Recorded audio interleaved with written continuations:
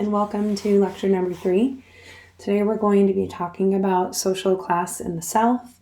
We're definitely going to be touching on those critical lenses that we used in the beginning of the year. Remember that our objectives of our lectures are to practice our skills on listening and note-taking. If this was pre-quarantine times, we would be doing this in person, but you get the benefit of my amazing YouTube lectures. And our objective today is that we want to understand the context for issues of social class and race that are raised in As I Lay Dying, particularly from the viewpoint of Faulkner. So more than anything else, I really think that issues of social class and poverty are in every interaction that we see take place in As I Lay Dying. These issues define the family dynamics we see in the Bundrens, as well as the relationships between the Bundren family and their acquaintances like the Tulls and Peabody and everyone else. So we will see this become even more prominent as the Bundrens move further away from their community in Frenchman's Bend. That community is full of poor farmers like themselves, and they're going to move closer and closer to the city of Jefferson, and the city is full of rich or at least middle-class town folk. I think some context is in order to explain why class may have been so prominent in Faulkner's mind as he wrote As I Lay Dying. So in early October 1929,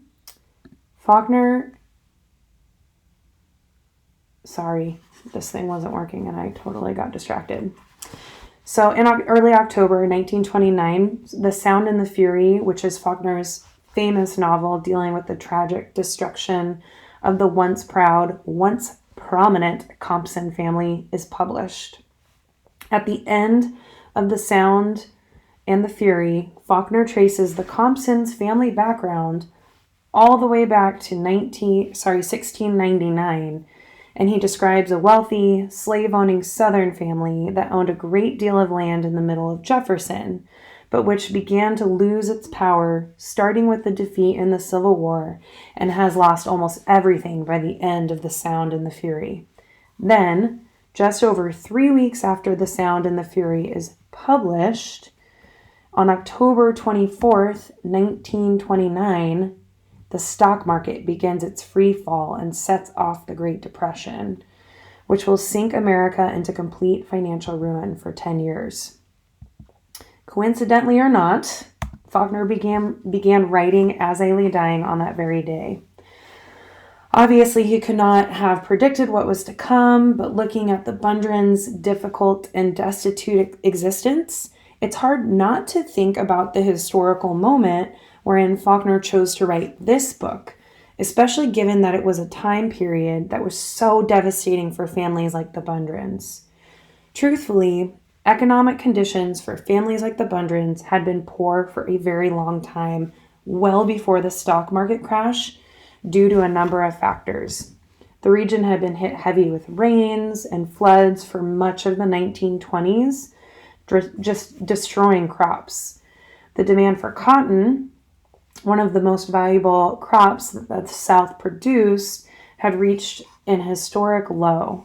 And finally, systems like sharecropping put farmers into a constant state of debt. So let's talk about sharecropping a little bit. So although it's not outright stated, it's most likely that Ans Bundren, based off of his description of God as Old Marster in the first chapter, actually comes from a family of what were called sharecroppers or tenant farmers. Sharecropping is an economic farming system in which a wealthy landowner allows someone to rent their land and then farm it in exchange for a portion of the crops and proceeds. Sharecropping existed well before the Civil War and the Emancipation Proclamation, but it came into greater prominence in the post-war era as it essentially replaced slave labor that had previously driven the Southern economy. Though sharecropping on the surface appeared to be more agreeable than slavery, In practice, unfair practices by these landowners left many sharecroppers in what was more or less a state of servitude. They were in unending debt. They had very little hope of ever actually escaping from poverty. And we should note that while sharecroppers are traditionally associated with being former black slaves, in actuality, there were also many poor white families, like the Bundrins, who ended up in this situation in the 1930s. So in that context, it's interesting to critically examine how Faulkner portrays families like the Bundrins and the Tulls, to see how he seems to view the difficulties they face. Frankly, the picture that emerges is sympathetic to a degree, but it is also quite critical and perhaps reveals Faulkner's own class privilege. Faulkner was a member of a family that is almost certainly closer to the Compsons than the Bundrins. It also shows maybe his inability to fully empathize with those in poorer circumstances than his, and he instead takes on a tone of almost gentle mocking at times. Take, for example, the Cora Tull chapter in the very early section of the novel, one that is irritating to read, but also enormously revealing about Faulkner's opinion of people in this social class. Her initial monologue reveals a great deal about the Tulls' social class. They cannot even afford to eat eggs from their own chickens, in part because they have bought more expensive chickens at the advice of a town lady. And yet Cora is so utterly unwilling to blame Miss Longington or the woman who canceled the cake order for any of her misfortune. She instead takes the responsibility on herself. This more or less defines Faulkner's view of poor whites.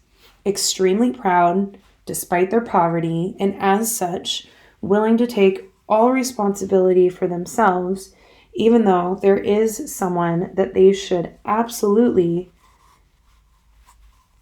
be held accountable. I lost my place. Sorry. I have got all my notes here, and it's not helpful when I lose my place. See, it's like you're in real class now.